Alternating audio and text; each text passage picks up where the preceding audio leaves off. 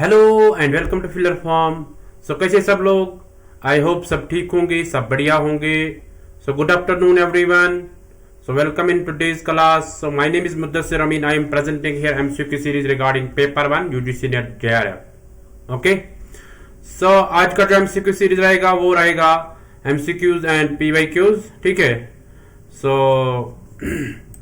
हमारा टारगेट क्या रहता है? हमारा टारगेट रहता है top 20 MCQs daily on paper 1 teaching and research aptitude at 2 PM। हमारा मिशन क्या रहता है? यूजीसी नेट JRF को क्रैक करना है ना। यस। सो आपको क्या मिलता है? फिलर फॉर्म से आपको मिलता है free classes, free notes, live class, MCQs, PYQs, free books, mock test आपको मिलते हैं। आप इस नोटिस को कैसे डाउनलोड करोगे या जो भी आपको फिलर फॉर्म की तरफ से नोटिस आपको मिलती है वो कहां से आप डाउनलोड कर सकते हैं? वो आप इस वेबसाइट पे जाके डाउनलोड कर सकते हैं www.ugc-net.com। ओके। सो ये कुछ फ्री क्लास है, इनका आप लाभ लीजिएगा। ओके। सो ये फिलर फॉर्म की एप्लीकेशन आती है, फिलर फॉर्म के नाम से भी, इसको भी आप इंस्टॉल करो और वहां से आप मार्क टेस्ट एंड क्विज़ेस दे सकते हैं। ओके। यस। सो ये 2 PM का जो क्लास है MCQ क्लास रिगार्डिंग पेपर 1, तो इसको आप मिस मत कीजिएगा। अगर आपने इसको मिस किया तो आपने बहुत कुछ खो दिया। ओके। सो गाइस अपने फ्रेंड्स के साथ इस वीडियो को शेयर करो और लाइक करो, ठीक है। और जो चैनल पे नए हैं वो चैनल को सब्सक्राइब करो और बेल को प्रेस करके रखो ताकि नेक्स्ट टाइम आपको नोटिफिकेशन मिल जाएगी। Okay. So are you ready? Then give your thumbs up, then we will begin our today's MCQ series. आज कोई मैंने नहीं ले लिया है, कोई टॉप कमेंट, तो मैं ले लूंगा उनको नेक्स्ट टाइम, ठीक है। यस। सो आप अपना थम्स अप दे दीजिएगा, then we will begin our today's MCQ series.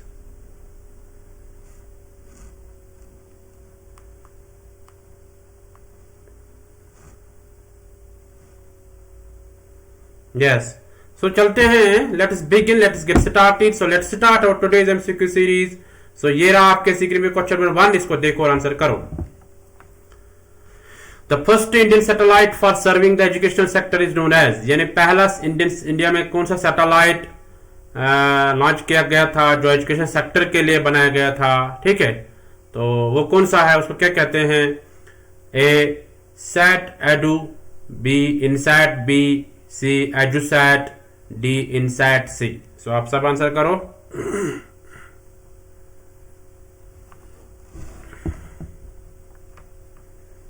चलो सबों का आंसर आना चाहिए। Very good.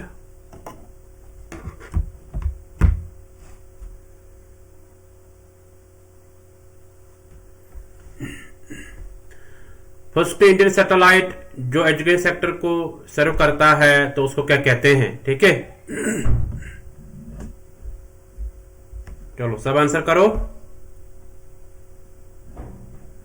बहुत अच्छा, ऐसे तुरंत आंसर आना चाहिए। Very good. चलो देखते हैं इसका आंसर क्या होगा। ये रहा आपके स्क्रीन पे, इसका आंसर सी पार्ट है एजुसैट, ठीक है। एजुसैट जो है ये वो सैटेलाइट है, ठीक है, तो जो एजुकेशन सेक्टर को सर्व करता है। Okay. So I hope you got it. So ये थोड़ा सा है GSAT 3 भी कहते हैं इसको, एजुसैट को कहते हैं GSAT 3, GSAT सैटेलाइट, ठीक है। GSAT 3 known as एजुसैट।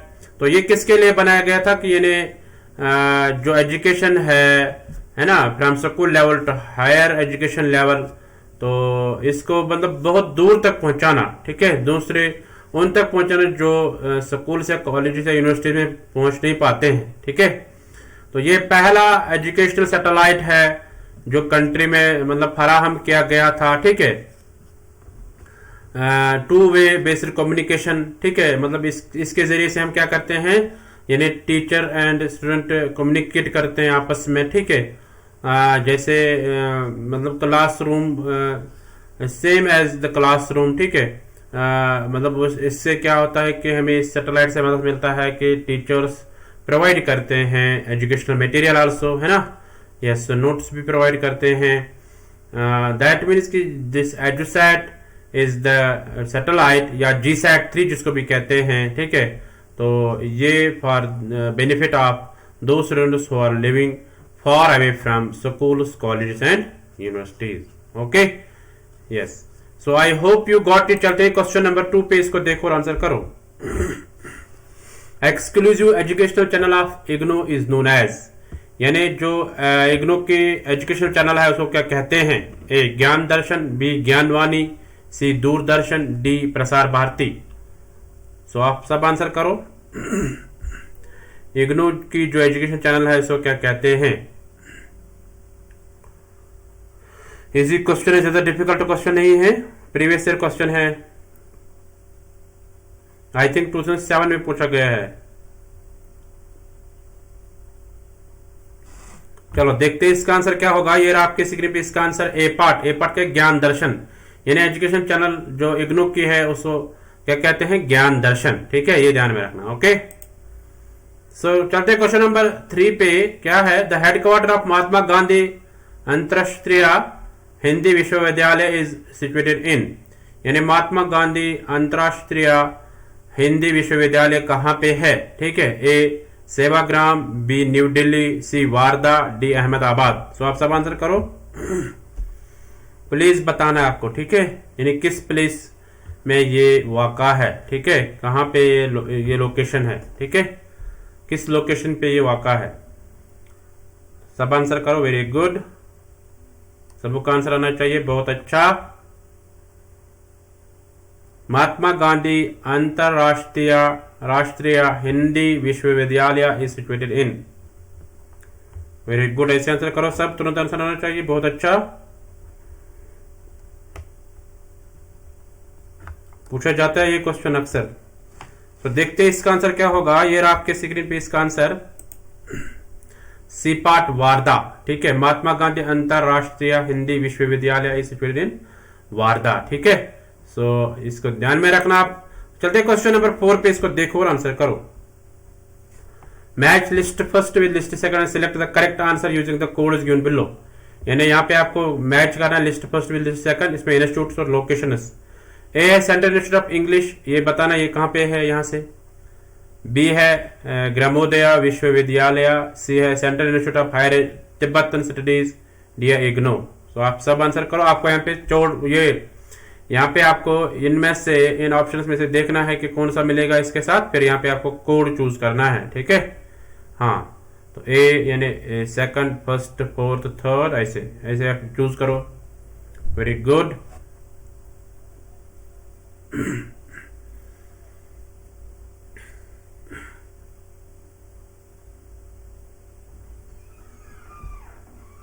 बहुत अच्छा, सब आंसर करो। Very good.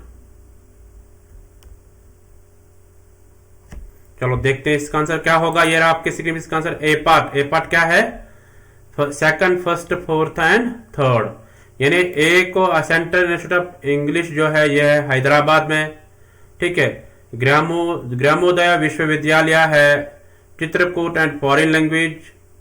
ठीक है, central institute of higher Tibetan studies ये है धर्मशाला में। ठीक है, इग्नू है न्यू दिल्ली में, है ना, Indira Gandhi national open university, ये कहाँ पे है? न्यू दिल्ली में। ठीक है, हाँ, सो एक से बन सकता था ये ग्रामोदय विश्वविद्यालय, ये है चित्रकूट एंड फॉरेन लैंग्वेजेस के लिए। ठीक है, तो इससे बन सकता था ये, है ना। सो बट यहां से इग्नू से भी बन सकता, बट यहाँ पे दो के था, थर्ड, यहाँ पे भी थर्ड, यहाँ पे थर्ड, इसका फर्स्ट था, है ना। सो ये इससे बन सकता था, या सेकंड इससे भी बन सकता। सेंट्रल इंस्टीट्यूट ऑफ इंग्लिश कहाँ पे है? हैदराबाद में, इससे भी बन सकता था। ठीक है, सो ये ध्यान में रखना। So I hope you got it. चलते हैं क्वेश्चन नंबर 5 पे, इसको देखो और आंसर करो। The aim of vocationalisation of education is, यानी अगर हम एजुकेशन को वोकेशन के तौर पर मान के चलते हैं, ठीक है, तो उसके एम क्या होगी फिर? ठीक है, A preparing students for vocation along with knowledge, B converting liberal education into vocational education, C giving more importance to vocational than general education, D making liberal education job oriented. So सब answer करो। Very good.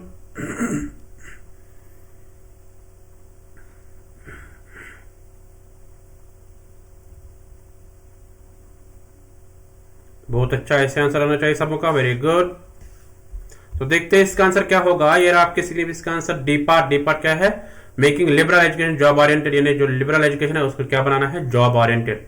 Job oriented का मतलब क्या है यहाँ पे कि यानी जो भी एजुकेशन दी जाएगी वो उससे मतलब एक जॉब मिल जाए हर एक बंदे को। ठीक है, हाँ, जो भी एजुकेशन उसको दी जाएगी, अकॉर्डिंग टू द वोकेशन उसको, यानी अकॉर्डिंग टू द प्रोफेशन उसको एजुकेशन दी जानी चाहिए। ठीक है, so I hope you got it. चलते हैं क्वेश्चन नंबर 6 पे, इसको देखो और आंसर करो।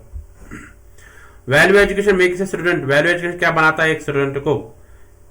Is good citizen, successful businessman, C popular teacher, D efficient manager. सब आंसर करो, very good.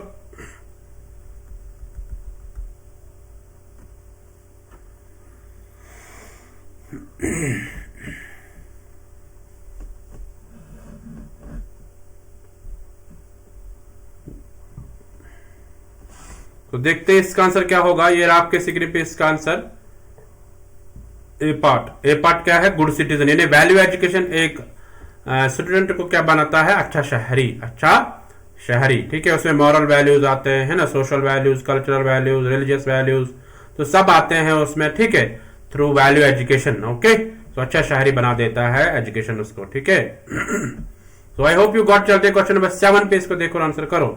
Networking of libraries through electronic media is known as, यानी जो इलेक्ट्रॉनिक मीडिया के जरिए हम मतलब लाइब्रेरी को एक्सेस करते हैं, मतलब ऑनलाइन लाइब्रेरीज को एक्सेस करते हैं, तो उसको क्या कहते हैं? ए इन्फिलिपनेट, बी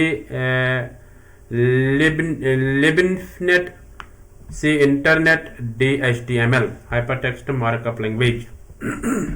तो सब आंसर करो, very good.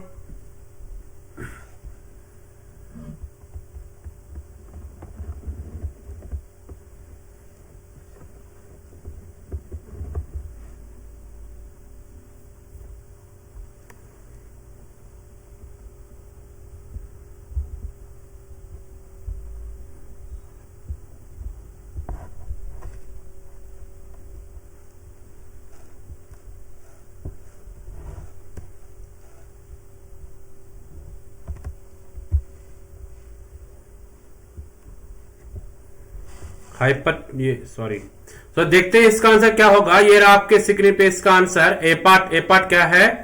इनफिलिपनेट, information library networking. ठीक है, networking of libraries through electronic media, उसको क्या बोलते हैं? उसको बोलते हैं information library networking, INFLIBNET. Okay, so I hope you got it. चलते क्वेश्चन नंबर 8 पे, इसको देखो और आंसर करो।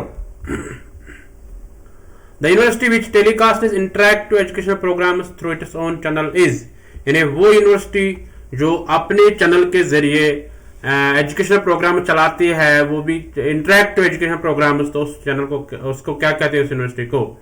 यानी वो कौन सी यूनिवर्सिटी है? A doctor BR Ambedkar open national open university Hyderabad, B IGNOU, C university of Pune, D Annamalai university. सब आंसर करो।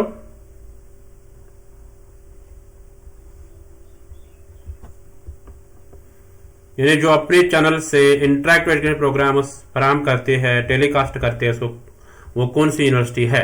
ठीक है, तो देखते हैं इसका आंसर क्या होगा। ये रहा आपके इसका आंसर, बी पार्ट, इग्नो। ठीक है, इग्नो जो है ये वो यूनिवर्सिटी है यानी जो अपने मतलब चैनल के जरिए डिफरेंट एजुकेशन प्रोग्राम्स प्रोवाइड करती है। Okay, so I hope you got it. तो चलते क्वेश्चन नंबर 9 पे, इसको देखो और आंसर करो। The government established the university grants commission by an act of parliament in the year, यानी GOI जो गवर्नमेंट ऑफ इंडिया जो है उसने यूनिवर्सिटी ग्रांट्स कमीशन बनाया है एक एक्ट के तहत, एक पार्लियामेंट के एक्ट के तहत। कब बनाया गया है, किस ईयर में बनाया गया है? ठीक है, ये बताना आपको। ए 1980, बी 1948, सी 1950, डी 1956। तो सब आंसर करो, वेरी गुड।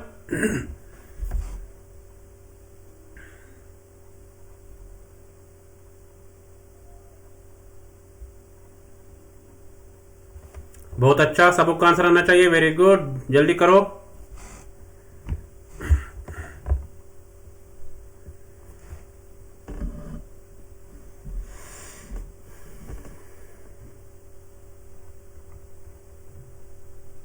तो देखते हैं इसका आंसर क्या होगा। ये रहा आपके स्क्रीन पे इसका आंसर, डी पार्ट 1956। यानी ये जो यूजीसी बनाए गए है एक एक्ट के अंडर, यानी पार्लियामेंट के एक्ट के अंडर किस साल में बनाया गया? नवंबर 1956। यहाँ पे मंथ भी याद रखना, नवंबर 1956। सो याद में रखना, नवंबर 1956। ओके, सो इसको नोट डाउन करके रखना। सो चलते हैं नेक्स्ट क्वेश्चन पे। आपके क्वेश्चन नंबर 10, इसको पढ़ो और आंसर करो। Universities having central campus for imparting education are called, यानी वो यूनिवर्सिटीज जिनका अपना कैंपस होता है एजुकेशन के लिए, ठीक है, हाँ, मतलब सेंट्रल कैंपस होता है एजुकेशन देने के लिए, तो वो कौन सी यूनिवर्सिटीज है? A central universities, B deemed universities, C residential universities, D open universities. चलो सब आंसर करो।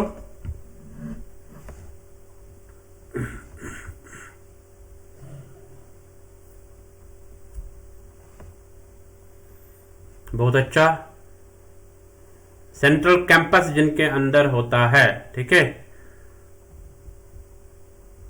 तो वो कौन सी यूनिवर्सिटीज है?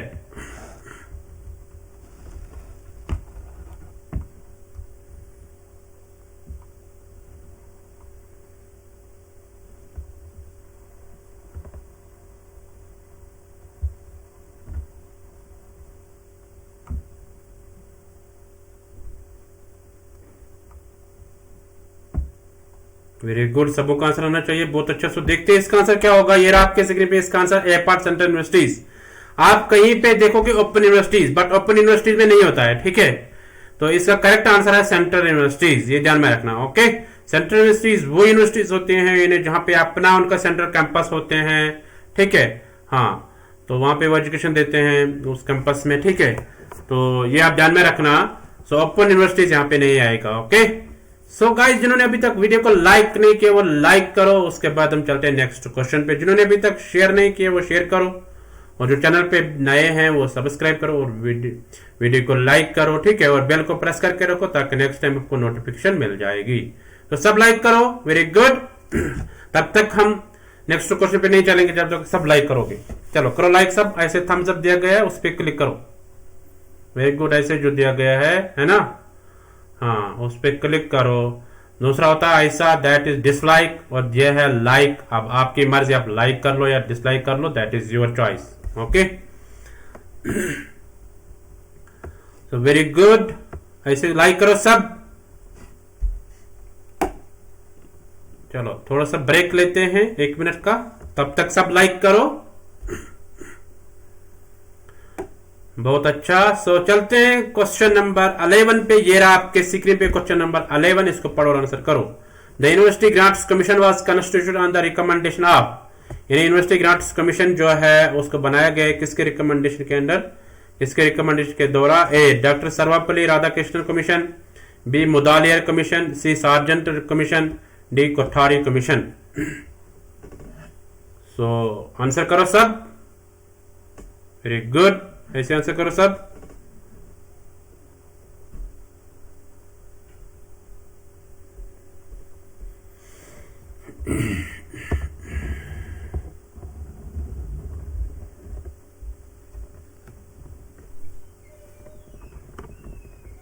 चलो सबों का आंसर आना चाहिए, बहुत अच्छा।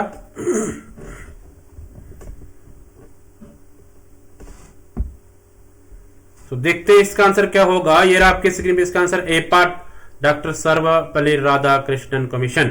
सो ये है वो कमीशन जिसके रिकमेंडेशन के अंडर यूनिवर्सिटी ग्रांट्स कमीशन को बनाया गया है, ठीक है, तो इसके चेयरमैन भी था ये doctor Sarvepalli Radhakrishnan.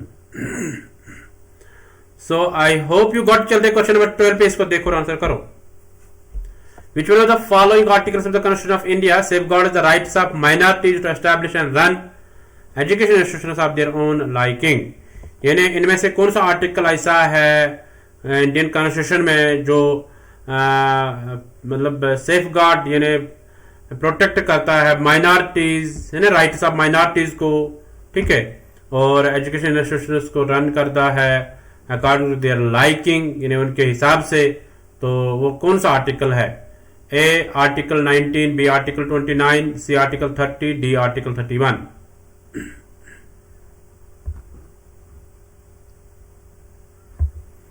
Very good, ऐसे आंसर करो सब।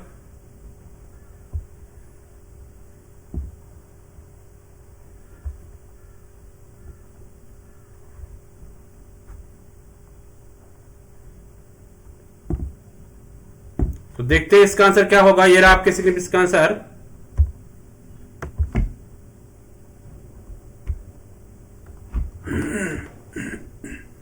सी पार्ट आर्टिकल 30 है, ये ध्यान में रखना।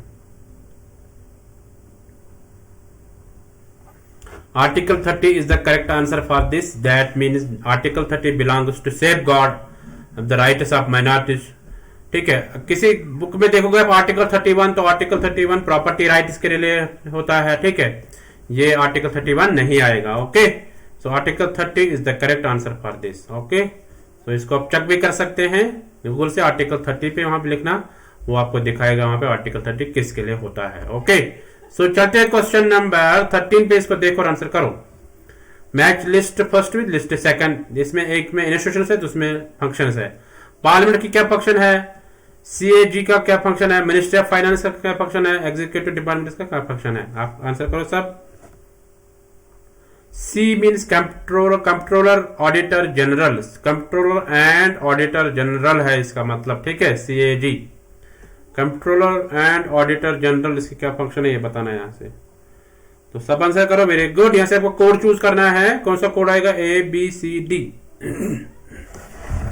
बहुत अच्छा, very good.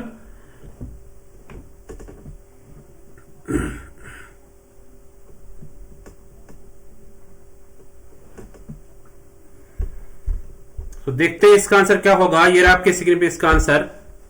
B part, B part क्या है, second, fourth, first and third. यानी ए को आएगा सेकंड। पार्लियामेंट क्या करता है, एनेक्टमेंट ऑफ बजट। यहां से बजट होता है ना, यानी बजट की शुरुआत यहां से होती है कि यानी उसकी अनाउंसमेंट यहां से होती है पार्लियामेंट से। उसके बाद कंट्रोलर एंड ऑडिटर जनरल जो होता है बी पार्ट, इसको आएगा फोर्थ। क्या है, लीगलिटी ऑफ एक्सपेंडिचर, यानी ये दिखाता है मतलब कि कितना खर्च हुआ है।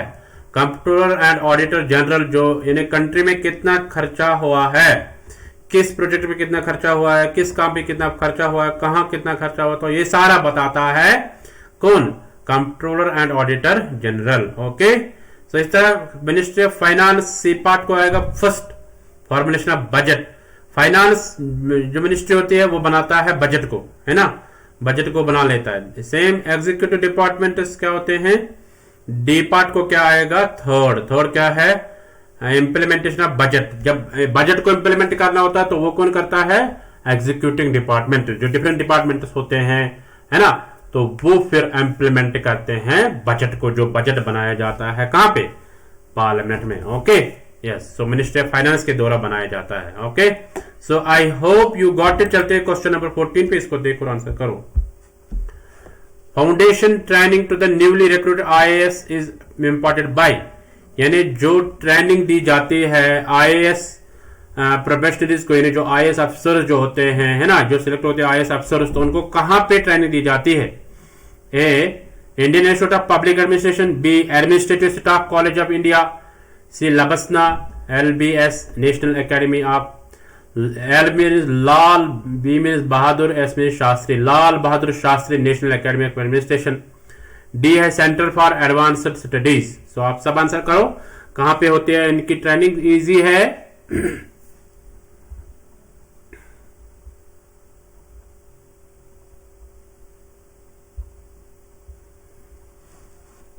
यानी जो आईएएस एस्पिरेंट्स होते हैं, आईएएस में जो सिलेक्ट होते हैं, ठीक है, आईएएस अफसर जो बनते हैं, उनकी ट्रेनिंग कहां पे होती है। ठीक है, बेसिक ट्रेनिंग यानी पहले जो ट्रेनिंग होती है उनकी, वो कहां पे होती है, सब बताओ। Very good. तो देखते हैं इसका आंसर क्या होगा। ये आपके स्थिति में इसका आंसर सी पार्ट, लबसना। लबसना में उनकी ट्रेनिंग होती है। LBSNAA mean L for Lal, B for Bahadur, S for Shastri, N for national, A for academy, A for administration.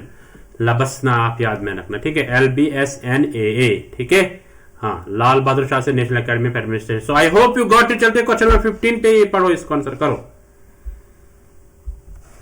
Electoral disputes arising out of presidential and vice presidential elections are settled by, यानी अगर electoral disputes होंगे कहां पे, presidential election या vice presidential elections में, तो वो कहां पे निपटाए जाते हैं। ठीक है, A, election commission of India.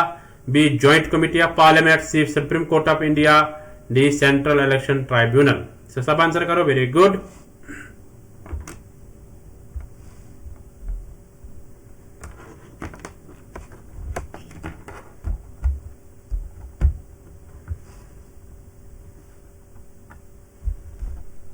Very good, सबों का आंसर आना चाहिए, बहुत अच्छा। तो देखते हैं इसका आंसर क्या होगा। ये रहा आपके इसका answer C part. C part क्या कह रहा है? सुप्रीम कोर्ट ऑफ इंडिया, यानी जो इलेक्टोरल डिस्प्यूट्स होते हैं प्रेसिडेंशियल इलेक्शन या वाइस प्रेसिडेंट इलेक्शन में, तो वो निपटाए जाते हैं कहां पे? वो डिस्प्यूट निपटाया जाता है सुप्रीम कोर्ट ऑफ इंडिया में। Okay, so I hope you got it. चलते क्वेश्चन नंबर 16 पे, इसको देखो और आंसर करो। Ministry of human resource development includes, human resource development जो है उसमें क्या क्या आता है? A department of elementary education and literacy, B department of secondary education and higher education, C department of women and child development, D all the above. तो सब answer करो, very good. Ministry of HRD, human resource development जो होता है उसके under क्या क्या आ रहा है? ठीक है, हाँ, मतलब उसमें क्या क्या होते हैं, कौन कौन से डिपार्टमेंट्स होते हैं वहां पे। ओके, तो आपको ये बताना है। सब आंसर करो, वेरी गुड, बहुत अच्छा। आप बहुत अच्छे बच्चे हैं ना? यस, सो सब आंसर करो, वेरी गुड। सो देखते हैं इसका आंसर क्या होगा। ये रहा आपके स्क्रीन पे इसका answer D part. D part क्या? ऑल द अबव, यानी सारे इसके अंडर आ रहे हैं। ठीक है, एक department of elementary education literacy ये भी आता है, department of secondary education higher education ये भी आता है, department of women and child development ये भी आता है। ओके, सो गाइस, जिन्होंने अभी तक वीडियो को लाइक नहीं किया वो लाइक करो और अपने फ्रेंड्स के साथ शेयर भी करो। ठीक है, यस, तो सब लाइक करो। जब तक आप लाइक करोगे तो तब तक हम थोड़ा सा रेस्ट करेंगे 1 मिनट, तो उसके बाद हम चलते हैं नेक्स्ट क्वेश्चन पे। सो सब लाइक करो, वेरी गुड। ऐसे सब करो लाइक, तुरंत करो लाइक, बहुत अच्छा। ऐसे लाइक बटन है उस पर लाइक करो सब। अगर नहीं दिखाई दे रहा है मैं दिखाता हूं, है ना? ऐसे, यस।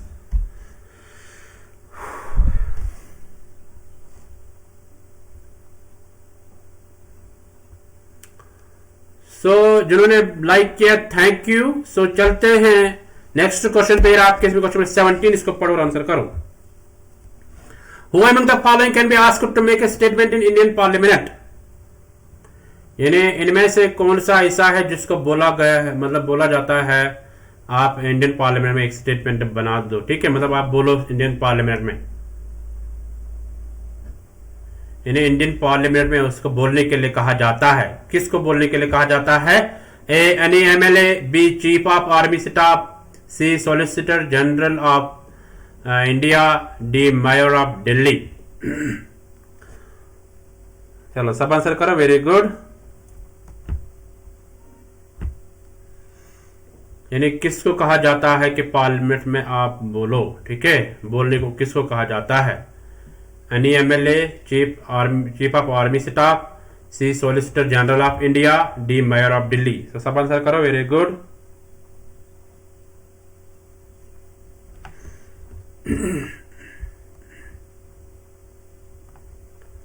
तो देखते हैं इसका आंसर क्या होगा। ये रहा आपके इसका आंसर सी पार्ट क्या है? Solicitor general of India. ठीक है, सी पार्ट इसका करेक्ट आंसर आएगा। So guys I hope you got it. चलते हैं नेक्स्ट क्वेश्चन पे। ये रहा आपके स्क्रीन पे, देखो इनको नहीं कहा जाता है एनी MLA, है ना, या chief of army staff, mayor of Delhi. यानी सॉलिसिटर जनरल ऑफ इंडिया जो होता है इसको कहा जाता है आप बोलो इंडियन पार्लियामेंट में। ओके, इसको दावत दी इनवाइट किया जाता है। ठीक है, so I hope you got it. चलते क्वेश्चन नंबर 18 पे, इसको देखो और आंसर करो। For maintenance of standards of teaching, examination and research and coordination of university education, which of the following section of UGC act should be report to. यानी किस सेक्शन के अंदर आते हैं कि जो teaching, examination, research, coordination of university education जो है ना, तो इसके स्टैंडर्ड को बरकरार रखना, तो वो किस सेक्शन के अंदर आता है? A section 28, B section 25, C section 15, D section 12। ये 2021 में क्वेश्चन आया था। ठीक है, हाँ, देखो कितने डीप क्वेश्चंस आते हैं, इसलिए आपको मेहनत करनी है, डीपली आपको मेहनत करनी है।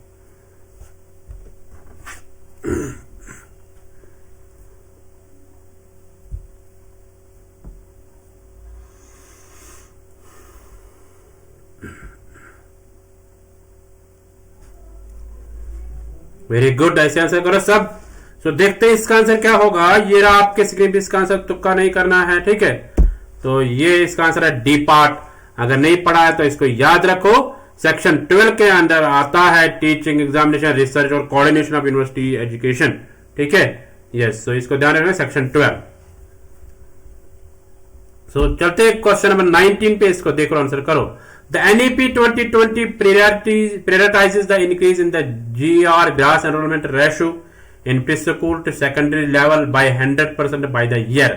यानी नेशनल एजुकेशन पॉलिसी जो 2020 है उसने प्रायोरिटाइज किया कि यानी जो हमें ग्रास एनरोलमेंट रेशो है उसको बढ़ाना है from pre school to secondary level 100% बढ़ाना है इसको। तो वो कब तक करना है, ठीक है। ए 2025 यानी 2025, बी 2030, सी 2035, डी 2040।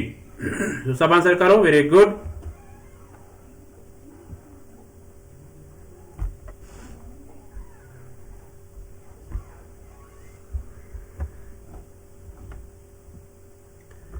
यानी NEP 2020 जो है उसने कहा कि यानी हम इंक्रीज करेंगे इस एनरोलमेंट रेशो को, यानी जो भी बच्चे हैं वो 100% मतलब एनरोलमेंट होने चाहिए, ठीक है। कब तक आपको ये बताना है, ओके। तो जिसने NEP 2020 अच्छे से पढ़ा होगा वो इसको अच्छे से करेगा, जिसने अभी नहीं पढ़ा है वो जाओ और पढ़ो, ठीक है। यस, तो देखते हैं इसका आंसर क्या होगा। ये रहा आपके इसका आंसर बी पार्ट, कोई चीटिंग नहीं, ठीक है, चीटिंग नहीं करना। तो बी पार्ट इसका आंसर आएगा 2030, ठीक है, ये ध्यान में रखना आप। हाँ, so I hope you got it. चलते क्वेश्चन नंबर 20, आज के एमसीक्यू सीरीज का लास्ट क्वेश्चन, इसको आप देखो और आंसर करो। NEP 2020 propose to establish which of the following new bodies. NEP 2020 जो है उसने बोला कि मैं कुछ एस्टैब्लिश करूंगा न्यू बॉडीज, यानी न्यू बॉडीज हमें एस्टैब्लिश करने हैं, ठीक है, जो NEP 2020 रिकमेंडेशन है। तो क्या कौन कौन सी है वो?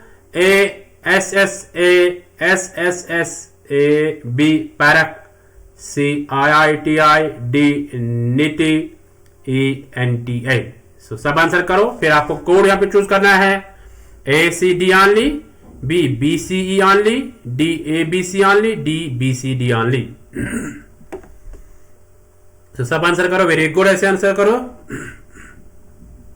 बहुत अच्छा।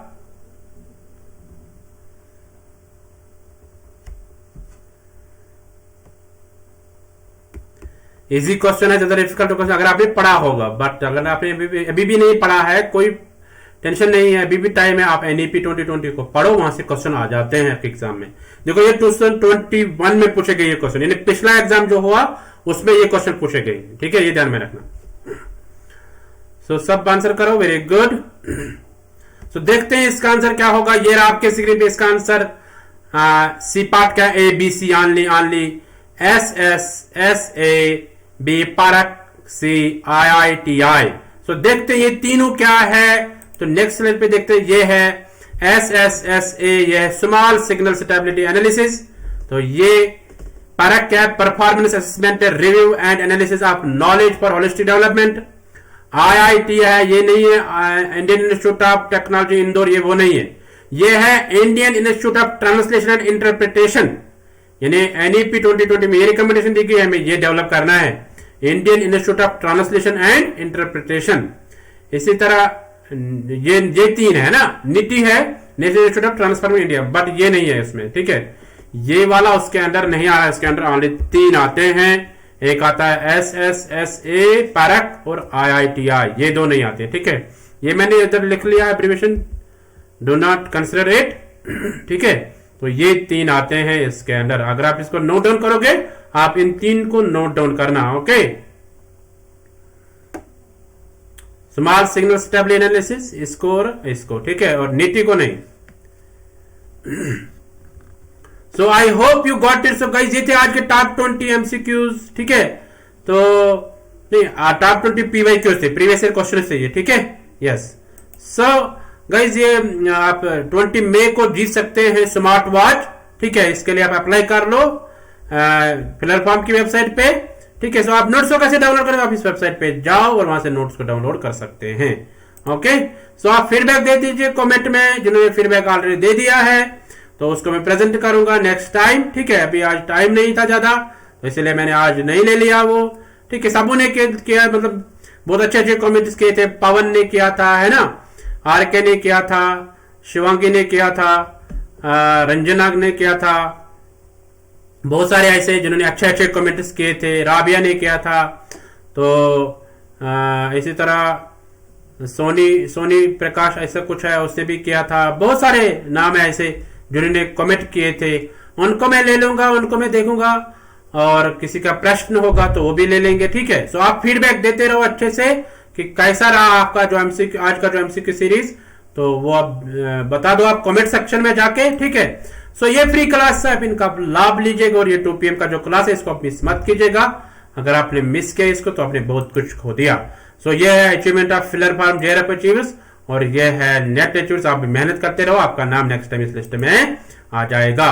सो अगर आपके पास कोई प्रश्न होगा उसको आप राइट डाउन करो कमेंट सेक्शन में, उसको हम ले लेंगे, ठीक है। थैंक यू गाइस, मिलते हैं नेक्स्ट एमसीक्यू की सीरीज में, तब तक के लिए टाटा बाय बाय, ठीक है।